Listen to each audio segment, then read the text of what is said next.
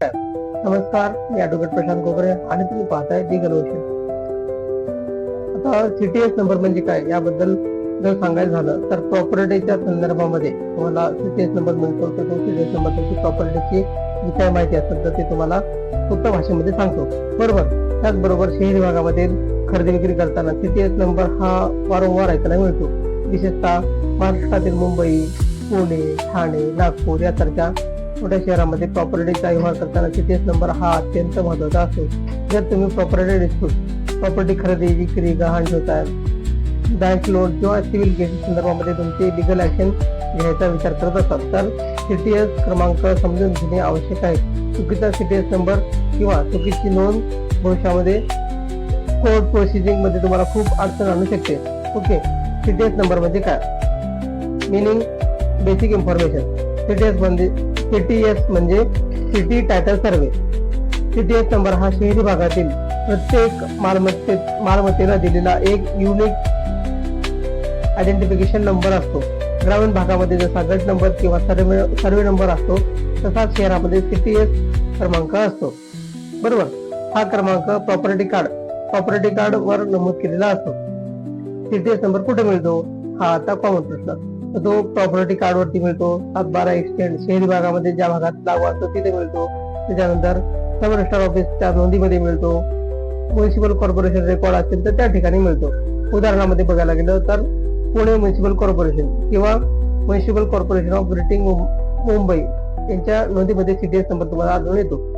तर property card मध्ये CTS क्रमांक महत्वाचा आहे का? आता हे सगळं पाहणं महत्वाचं आहे. लिगल इम्पॉर्टन्स किती आहेत त्याचे, बरोबर. सीटीएस नंबर हा केवळ ओळख नसून तो खालील बाबतीमध्ये कायदेशीरदृष्ट्या महत्वाचा ठरतो. जसे की 1 नंबर, मालकी हक्क सिद्ध करण्यासाठी प्रॉपर्टी कार्ड मध्ये सीटीएस क्रमांकाच्या आधारे मालमत्तेची अचूक ओळख होते. बँक लोन किंवा मॉर्गेज, बँक लोन साठी अर्ज करताना सीटीएस क्रमांक आवश्यक असतो. बँक प्रॉपर्टी व्हेरीफाय करताना ते तपासतात, बरोबर. प्रॉपर्टी डिस्प्यूट टाळण्यासाठी चुकीचा सीटीएस नंबर नमूद केल्याने भविष्यामध्ये सिव्हिल केस दाखल होऊ शकतात. लीगल नोटीस पाठवताना एखाद्या व्यक्तीने तुमच्या मालमत्तेचा कायदेशीर कब्जा केला असेल तर लीगल नोटीस पाठवताना सीटीएस क्रमांक नमूद असणं आवश्यक असतं.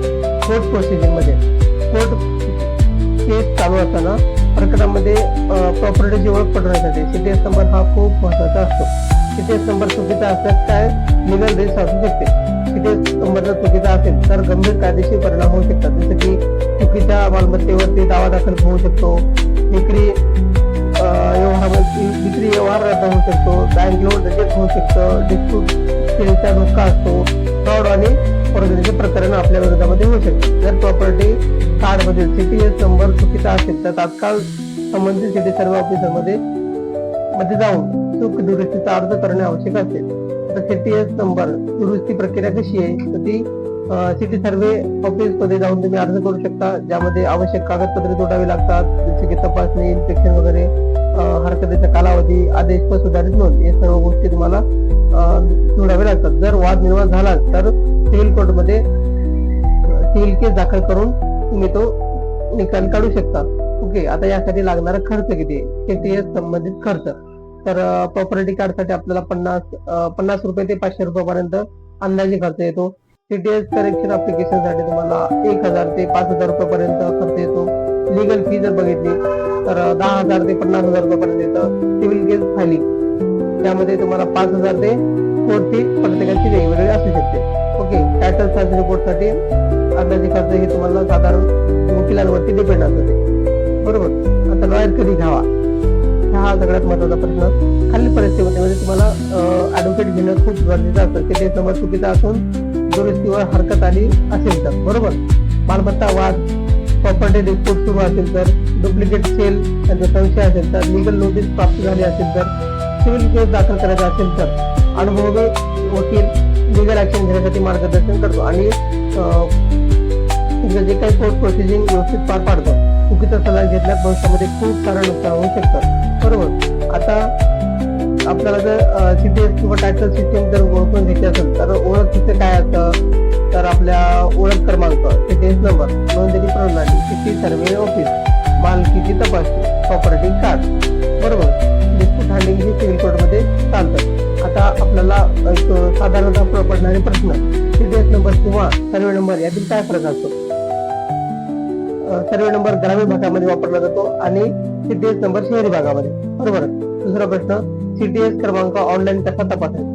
संदर्भात संबंधित म्युनिसिपल कॉर्पोरेशनच्या वेबसाईट वरती प्रॉपर्टी कार्ड तपासता येते. बरोबर, त्यावरती सीडीएस नंबर असतो. CDS number. आता तिसरा प्रश्न, सीटीएस चुकीचा असल्यास सिव्हिल केस करता येतो का?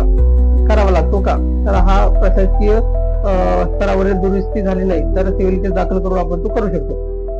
आता यामध्ये वकिलांची फी किती असते? तर प्रकरणानुसार 10,000 ते 50,000 रुपये किंवा त्यापेक्षा अधिक जाऊ शकते.